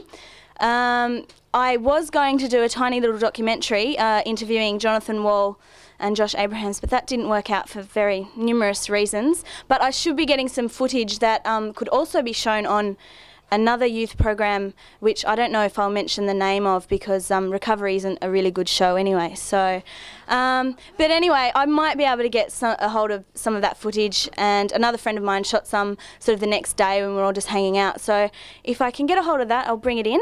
But anyway, it was a really, really good night. As I said, we had Jonathan Wall, who was is the resident at Sublime. We also had Josh Abrahams. You might know him from the hit single Addicted to Bass. He didn't actually play that on the night, thank God. We also had Dave Robertson, another young DJ who's just sort of starting out. It was actually his first gig in front of lots and lots of people, and he did extremely well. And we also had another guy, Ben Commons, who lives in Bathurst, and I used to hang out with him and stuff, and I'd never heard him play before, but he was really good. So if you hear of him, Ben Commons and Dave Robertson, they deserve your support because they're starting out and really, really good. I mean, I was very impressed. Also saw 3 little 14-year-old girls sort of run across the front of the DJ box when Dave was playing, and they sort of stopped in the middle and they just went, oh, this guy is so wicked. And I just thought, well, hey, I mean, if they think he is, then, he's got to have it going on. Anyway, just going on. It was a really good setup. They had a big dance hall in the main auditorium, and then out the back there was like a little chill out area. They were playing nudie movies all night long. There was one that was sort of like a 20-something version of Puberty Blues, which at one stage had about 20 naked women running down the beach. And sort of at the time that happened, everyone stopped and looked at the screen and just started clapping and whistling and stuff, which was quite entertaining. The program, the station manager at Studio 4, the local station in Bathurst, actually brought in all her couches from her home, and a lot of her friends brought in their couches and put them out in the back bar, so everyone had a sort of comfortable place to sit, which was very good. Yeah, we were sitting on people's personal lounge room furniture. Jonathan Wall came back to one of the after parties for us, played a few records, which was pretty fun, you know, having a major DJ sort of in your midst. But yeah, that's pretty much it about the Bathurst party. It was fun. If you hear of any country parties coming up, say in Orange or Bathurst or anywhere that you sort of wouldn't think to go, I suggest go along, because it only cost $8 and it really made the whole weekend. We sort of, the next day we went up to Mount Panorama and sat and watched the beautiful scenery of Bathurst. We sat there with a blanket and a radio, and it's good to get out of the Sydney atmosphere sometimes. Sometimes Sydney gets a bit much, a bit full on, and it's nice to get out and see some real people, some that sort of aren't into all that kind of stuff. Anyway, okay, so what's on tonight? We've got at Stateside at the Underground, Sugar Ray plus Nick Law and John Hardy, who are the residents there. They've got a special guest, Penau. Penau is, at the moment, 2SER is playing their album called Samba Nova, put out by Creative Vibes. I heard a track today. It's really, really funky and smooth, kind of groovy house stuff, really heavy beat in it, really good. I suggest that if you have nothing to do tonight, get down there, because it's only $8, and they'll be playing live, so they're not going to just be spinning records, they're going to be actually pressing little buttons and making sound themselves live there on the night. That's in King's Cross, Bayswater Road. Also tonight, Groove Armada, duo from UK, are having their launch party for their album Vertigo. They've got the single If Everybody Looked the Same out. They're playing, tickets at the door, residents Ajax, Il Pickle and Jules, and first time at Declan at the Globe. It's going to be pretty much a breakbeat night, kind of breakbeat, big beat, sort of drum and bass hybrid type night, not your usual kind of house music. I don't know about Groove Armada, but if you like them, get down there. I suppose it'd be a good chance to see them play. And tomorrow night, another new night that's on at the Dendy in Martin Place, Scissors Paper Rock. It's, as I said, it's a new venue, cool venue. It's really, really good venue, nice and intimate, close range to the DJ. You've got Kid Kenobi, Ajax, Nick Toth and Trevor Parkey. They're all the regulars from Psalm at Chinese Laundry. And again, it's going to be a very breaky and beaty sort of night with sort of influence of drum and bass as well, and a bit of dub probably, I'd say. They're all really good DJs with good reputations around Sydney, and they often get asked to play at sort of, you know, the back room at big events and stuff. So they're kind of, you know, smaller DJs that do actually get around a lot. Also, Saturday night, Tom Middleton at the Marrickville Bowling Club. I decided to announce this one because it's got Ken Cloud, he's playing there, who's one of my favourite Sydney DJs. And also, I've never actually heard of anyone headlining at the Marrickville Bowling Club. I don't know what it would be like down there, but I'd say, give it a go, because you never know, you'll have heaps of room to dance, I'd say, and might get to mix it with the oldies. I don't know. But yeah, Kid Kenobi, Ken Cloud, he's a really, really good DJ, and I'd go there just for him.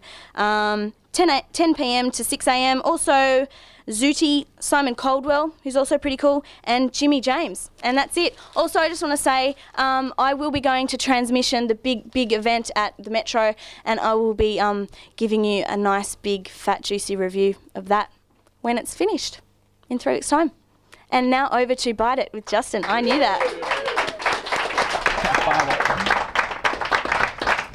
Hi.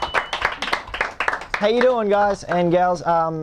My name is Justin, as you remember, with Byte IT, and I have a very, very special guest with me today, and it is Sasha Epstein. Sorry, I mean Sasha Slasha. Okay, Slasha AKA Extreme. Sasha Extreme Princess. One of her favourite singers being Prince. Anyway, Princess. The point. Okay, there you go, Prince. Yes, but the point is, and why we're here is because we're talking a little bit about film tonight, film and technology, rather. And I was having a chat to Sasha a bit earlier, and something that really surprised me, and correct me if I'm wrong here, but online film editing is the future, no? Oh, definitely. Okay, online film editing is the future. Now you go to UTS? Uterus, okay. The illustrious university on Broadway. On Broadway, a fantastic, beautiful, beautiful architecture, excellent. I love it. Well renowned for the tower building. Beautiful. But okay, now something that surprised me was you're saying that there is actually not really an online facility there. What's the story? All our video editing suites have just been converted to online. Oh, they have? Yeah. Oh, fantastic. Yeah. Oh, okay. But now, all right.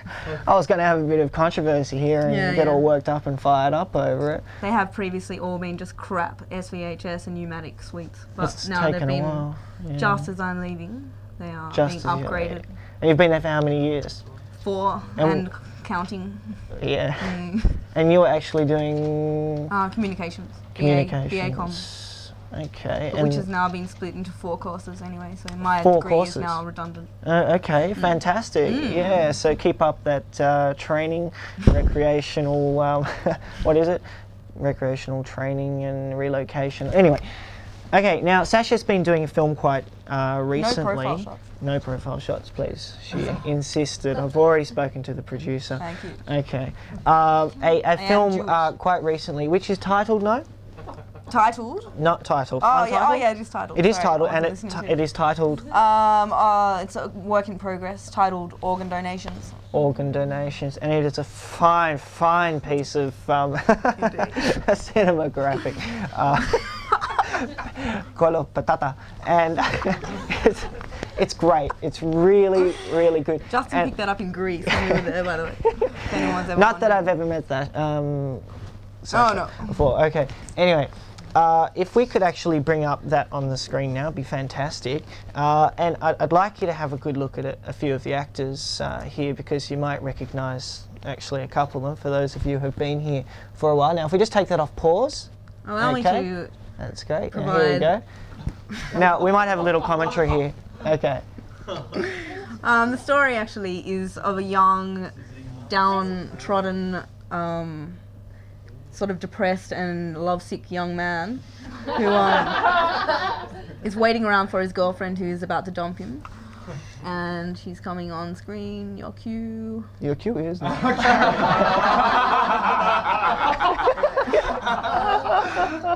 She's looking mighty fine. So anyway, she's presently dumping him for her new mate Rabies, who will be standing on the traffic island. Here we go. You might recognise him. Dressed in likely. But anyway, so she's giving him the flick, and it's been an abysmal year for love for him. And here comes the climax of this first opening scene. The new man is on the scene. Here we go. Alrighty. Get it in there, girl. Yeah. Very attractive couple. That's lovely. Very good. Excellent. Wow. Alright. That's fantastic. Hey, what the fuck happened to me? I'm the star. Oh, anyway. Anyway, so Okay, look. yeah, this is his heart, which is being trodden on at present. Poor, I was hoping poor for young more boy. effect of stilettos, but Caroline didn't really have any. No, that actually wasn't a heart, was it? No, it was several kidneys and a lung or two. But anyway, so very sad, mate. Oh, and there we go. Okay. anyway, Well, open. yeah, please. Fantastic. Actually, that's the first time I've seen it, and I'm very, very impressed. It's pretty problematic. Okay, we're back on the arse shots now. Oh, great. Okay, The arse wouldn't fit on screen. Hey, look, hey, that's me. Oh, Yeah, of course, All you right. have to be in it. Oh, yeah. Anyway. And there's the Coca-Cola symbol. The That's definitive fantastic. symbol. Yeah. Well, look, it's a shame about that Coca-Cola, actually. By the way, if anyone buys a can of Coke, you may as well just be getting an envelope, sticking in $1.20, a $1.20 stamp, and sending it over to the US government, all right? Oh man, you're the one who's been to every McDonald's drive-through in Sydney. Yes, but it was to prove a point. It was to make sure that your portion of the Amazon rainforest was reserved. Okay, but we've all got a mission in life, Sasha, and that may be And yours mine. doesn't have to be very ideologically sound. Oh, gee, okay. Look, okay, were there any particular interesting things that actually happened while you were... In the next scene, it was all to do with organs, which unfortunately smell, and when they're decomposing. And we had lots of them to carry around, and Ziggy had to touch them all. Very good. Yeah, anyway, and that's the one we revolving actually door. posted one, which Justin was very opposed to, but we did it. And so we were hoping the postman would... so against this, it's ridiculous. We were thinking the postman was probably vomit when he came to collect them. Notice the express post guaranteed next day delivery. Anyway, we had some fun, I can tell you that. We had a lot of fun, okay. I mean, not that I was involved in any way whatsoever. No. But yeah, okay. And now what is this going to be used for? Probably just to enter in crappy festivals, there's lots of them. Such as? There's heaps of them, like even put on by UTS, like the Golden Eye Film Festival. The Golden Eye? There's heaps of like things just that they want short videos for. The Golden Eye's anything got anything to do with like ferreting? And Golden Eye all that Awards. No? I haven't really delved into the meaning of it. But. Okay. And what about Tropicana? I mean, that's probably the most... Oh God! Yeah, they choose exactly. I have the to worst mention. films of that. I would never do them. What's the honor the story? of enrolling my film in that. I don't understand. What is the selection process for Tropicana? I do not know. Yeah. But if they have that arsehole presenter again next year, I won't be attending. Very. John that was Paulson. terrible. Oh, terrible. Used car salesman. It's hideous. Yeah, please. Okay, boycott the Yeah. Tropicana Film Down Festival with next year Tropfest. if it's the same. If they have same that guy. stupid screaming baby winning. Oh, that was shocking. Anyway, we've all had a big Not to whine mention about the Life this. in a Datsun, but anyway, which has gone on to... Life in a Datsun, and now he's all big and famous now, yeah, isn't he got a contract with the NRMA or something. Oh, with NRMA. Big time. That's great, yeah, that's fantastic. NRMA's selling off, so is he. Yeah. Anyway. Yeah, okay, so where are you going? Okay, you've got your degree, okay, you're doing your thesis at the moment. Yeah, that's what it is, actually. Okay, Piece of shit. all right, how many words? 15,000. 15,000 words. I mean, how can they expect this from one you? weekend. One weekend. Verbal diarrhea. Verbal diary. That's what it's all about. That's what art and production is all about, really, no? Of course. Yeah. And now, would you consider this film, by the way, to be a low-budget type production? I would actually classify it as no budget. We had, I did actually spend $1.20 on catering. I bought a packet of licorice all sorts for everyone to share. And they were delicious. Actually, yeah, I did. I had to put in money to buy all those disgusting hearts from, well, kidneys and. I heard the crew actually asked for, lunch or something like that. You wouldn't provide it. God's sake. You should know who they're working with. The Miser Extreme. The Miser Extreme double. Yeah. Yeah, okay. Okay, so did you pay anything? I mean, how did you get stock and all that? What, sponsorship? Well, being a vegetarian, it was quite traumatic having to buy those organs from the supermarket. You actually have to buy them. I mean, isn't that the kind of thing they throw away? No. Or is there like big money there in the meat pie market? Yeah, you know what you're eating when you have those sausage rolls. Yeah. Delicious. Delicious. So yeah, where are you going? What else did I spend money on? Money. Petrol Are you going to make money out of all of this? Oh, let's hope so. Out of this particular film, or no? Definitely not this film, but plans for world domination. World domination. Okay. Well, that's all well and good. That's all very well and good. Head of the queue, huh? Okay, well, you certainly are a fine filmmaker, and I am sure that you're going to go far in this world. It's going to. I look at all you people out there. Please watch out for this girl. This will okay, be Sasha Extreme Film Productions. Watch out for it, matey. Yeah. It's going up and away. Do I get paid for this? No, this is going to be invaluable in future years. Certainly. Can't take every letter that I've written to you. Let's not talk about the letters, Sasha. You promised. Okay. Look, okay, we might bring one in next week and we'll read it out on air. Okay? Okay. So next week. But anyway, this was Byte IT, and I would like to thank Sasha very much for coming in, and watch out for her. And I'm sure she will really be at Tropicana Film Festival next year. So check it out, man. Just check it out. Anything you'd like to say? I love you all so much. I hate you all, actually. I hate you. Get the fuck out. Anyway, I'll check you later. Signature. Really? Really? She's a lovely girl, isn't she? Full of charm, wit and understanding. Okay, see you next week. Bye.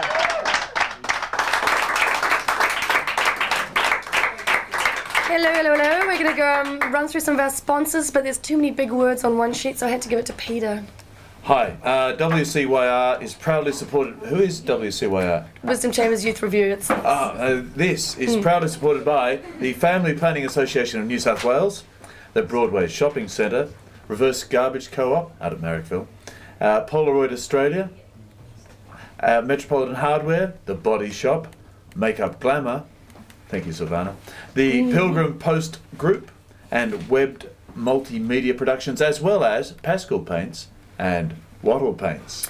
We're also sponsored by U Design. That's not me, that's U Design, and that's an innovative new company. It's family owned with directors as young as 19 years of age. U Design caters to schools, clubs, sporting teams. U Design means what it says. You design what you want. So if you know what you want, call Chris or Matt on 9665 7184. We also have the Department of Housing. The South Sydney City Council. Hi, Vic Smith. Pilgrim Post Group. The Polaroid Australia people again. Metro Screen. Pascal Paints again. And Wattle Paints again. They've done a lot of painting. Well, Metropolitan Hardware. Family Planning Association, just to name a few. And again, we name a few. And a very special thanks actually to Lex and Dave. Oh, great guy, Dave. Hi, Dave. Excellent Hope you get man. better at that thing. At Grafton Sound, we hope you get better. Burke Street, Waterloo supply our audio mixer, which makes this all possible at CTV1. And their number is 9698 7777, and they've been an incredible help to us. Thank you very much. Call now. Call right now. 9698 7777. So now we're going to cross over to Film Forum with Erin.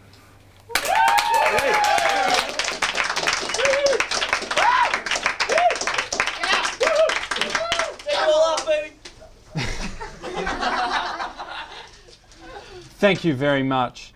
Hello and welcome to Film Forum for another week. When I was here about 2 or 3 weeks ago, it seemed like an eternity. I think I said that I would be going to see Eyes Wide Shut and I would be able to... what? I've seen it, it's too bad. So I did go and see the film, just for you guys out there, because I thought you had to know. I went to this film. I'd heard from some people that it was fantastic and it was filled with such immense depth and incredibleness that it had to be seen twice. I also heard from other people that it was basically a pile of rubbish. So, you know, I thought I had to go and make up my own mind. I like Stanley Kubrick's films, not all of them. I like some of them. I like Full Metal Jacket and Parts of Glory and 2001: A Space Odyssey. I think they're all fabulous. Some of his other films I'm not too excited about. But you know, this is his last film. He's dead now, which is kind of a drag. But this is, well, it is.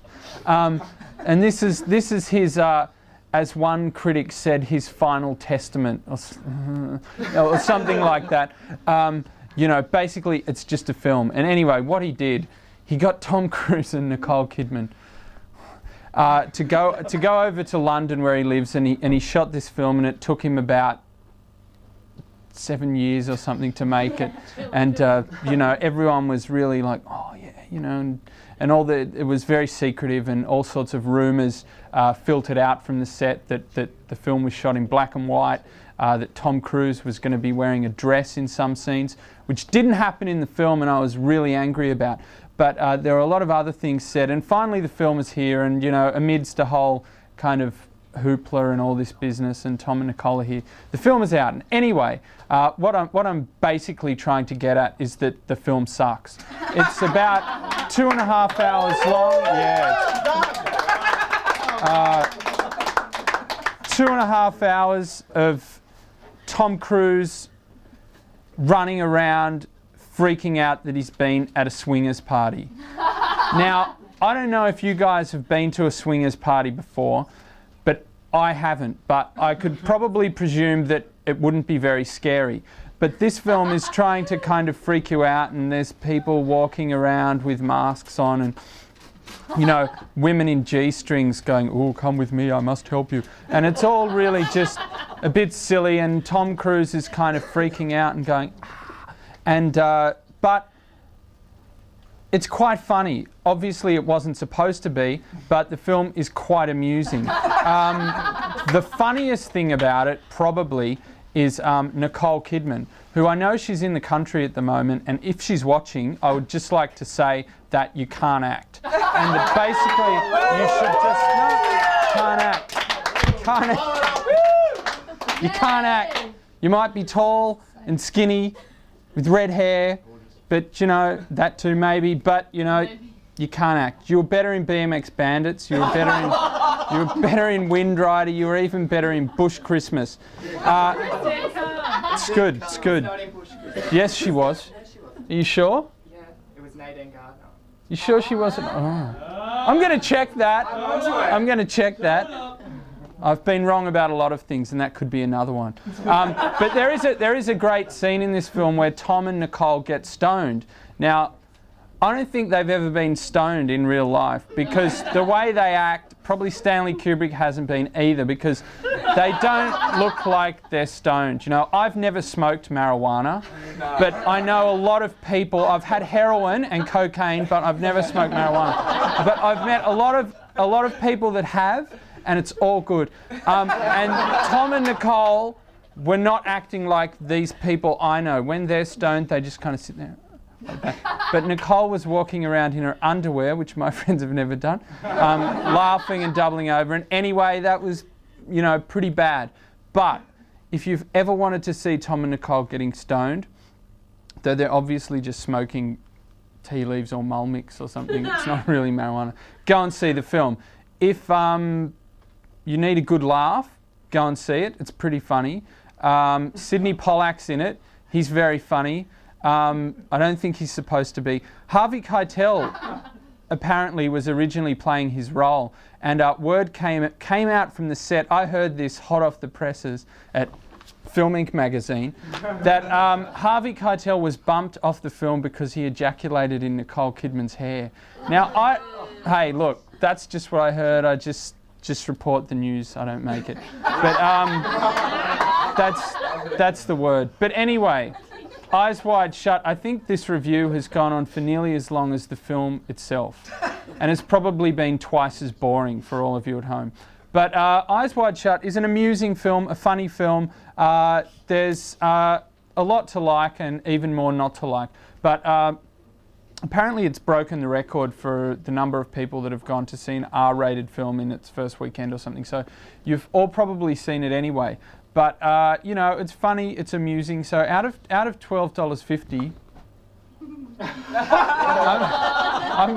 I'm gonna give Eyes Wide Shut, for pure entertainment, $12.50. No, I'm not really. I'm gonna give it $7, and I'm gonna give it an extra $1 for Tom Cruise, because I reckon he's an absolute legend. I even think that Cocktail was a good film. I think that Days of Thunder was a good film, and I think that Tom Cruise is the most focused, intense, and just like 110% guys out there. I think only Nick Nolte gives more effort than Tom Cruise does. So, you know, good on you, Tom. But, you know, Stanley Kubrick, I'm sorry, you know, maybe you shouldn't have made another film. But, you know, but anyway, read more. If you want to read a good review, a positive review of Eyes Wide Shut, the editor of Film Inc. magazine, currently on all kinds of drugs, gave it $11.50 and said it was a good film that needed to be seen twice. So, he's an idiot. But the magazine, no, he's not really, but, you know, he has a bad opinion of the film. But the magazine's out there, and if you think you'd like Eyes Wide Shut, check out the good review. But that's all I have to say tonight. Was I supposed to read Russ's postcard? Jay, could you pass me the postcard on the floor by your foot? I think Catch. Here's a postcard from Russell Jackson. Is that on the... Yep. Russell Jackson and I used to host a show called The Week That Was. And Russ left me. He went to London. And he sent this postcard not only to the CTV1 studio, but to the people in the audience as well. And Zara has asked me to read it out on air, so hopefully there won't be too many big words. Greetings from London. I'm sorry this is the first contact I've made, but I've been so busy, you know me. I hope the show is going well and that Erin is taking care of The Week That Was. Yes, it hasn't been on since you left, so it's been very good. I hope he's coping with the enormous workload that TV journalism demands. Yes, you can obviously see that. If he's not, help him out. No help needed. I went to Amsterdam about a month ago and got absolutely smashed 1 week of being completely stoned and pissed. Oh, sorry, in brackets. Don't tell the viewers, it will tarnish my image. Yes, anyway, keep up the great work. I'll see you all soon. Love, Russ. So Russ says hello, and we like to hear from Russ. And I've heard hot word that Russ allegedly is coming back in January, but his brother Paul claims that he'll shit himself when the winter comes and he'll be back before Christmas. So hopefully Russ will be back on CTV1 screen soon. That's all I have time for tonight. So on behalf of myself, Stanley Kubrick and Russell Jackson, good night, and I may see you next week with hopefully a better film to talk about. Oh, thanks very much. Hey, that was Aaron with Film Forum. Thanks, Aaron. We're doing the close, and this is the Friday the 13th edition of Wisdom Chambers Youth Review. Next week, you'll be joining in with about 3 million other viewers who will be watching us when we go mainstream and commercial and sell out big time. Exactly. So don't forget to call us and tell us where you're located and where you're watching us from, because we'll be very keen to know. Just call 96982968. Now, Bindi, you've got a conspiracy theory quickly. Just speaking of just eyes wide shut, I don't know if everyone's hearing the rumours that, on Mission Impossible 2, when Tom Cruise was rocking up to work every morning, it would be on his Harley with his toy boys on the back, and that it was sort of common knowledge between cast and crew, and that Nicole and him little sort of deal was an arranged marriage. So, who knows, but that's sort of another rumour. And another rumour is that people could be trying to sabotage our Olympics. One, due to the Italian tanker that spilt, over 20,000 litres of oil in our harbour not that long ago. And also that there's some caustic soda that's been dumped by some Chinese boat in the harbour just the other night. That's rumoured. I don't know if anyone's had confirmation on that. Good, thank you. Yes, wait, Triple M. What's this? Not at all. Do you have a These are my own rumours. Do you realise in your contract it doesn't allow you to work on any other program? I'm solely dedicated to Channel 31. I should hope so. This is my lifelong. And you had an apology quickly? Oh, Pagans, I do apologise, but wanted to get it right for a second time. Look at this, you've written it down here so you don't forget. Of course, just double confirmation. Oh, double confirmation. Well, that's double confirmation from me, and that's double confirmation from you. This has been Wisdom Chambers Youth Review.